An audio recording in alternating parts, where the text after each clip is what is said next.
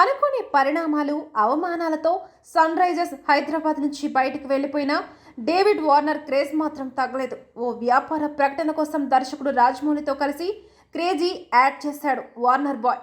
ఎలాగో ఆస్ట్రేలియాకి రిటైర్మెంట్ ఇచ్చేశాడు. ఇకనైనా ఇండియాకి వచ్చి సెటిల్ అవ్వాలని, కావాలంటే ఆధార్ కార్డు కూడా ఇప్పిస్తామని ఆయన అభిమానులు కామెంట్లు చేస్తూ ఉంటారు. డేవిడ్ వార్నర్ని తెలుగు నటింప చెయ్యాలని చాలాసార్లు ఫ్యాన్స్ నుంచి డిమాండ్లు వచ్చాయి.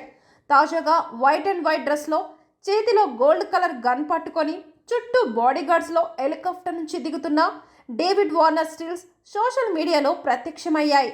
ఇది యాడ్ కోసం చేసినావా లేక సినిమాకి సంబంధించిన స్టిల్సా అనేది తెలియదు.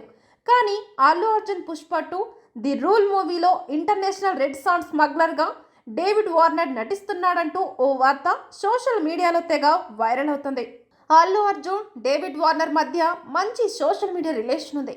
డేవిడ్ వార్నర్ పుష్ప 2 మూవీలో నటిస్తే ఇంటర్నేషనల్ లెవెల్లో, ముఖ్యంగా ఆస్ట్రేలియాలో రెస్పాన్స్ అదిరిపోతుంది. కాబట్టి అల్లు అర్జున్ డేవిడ్ వార్నర్తో గెస్ట్ రోల్ చేయించేందుకు డైరెక్టర్ సుకుమార్ని ఒప్పించి ఉండవచ్చని అంటున్నారు.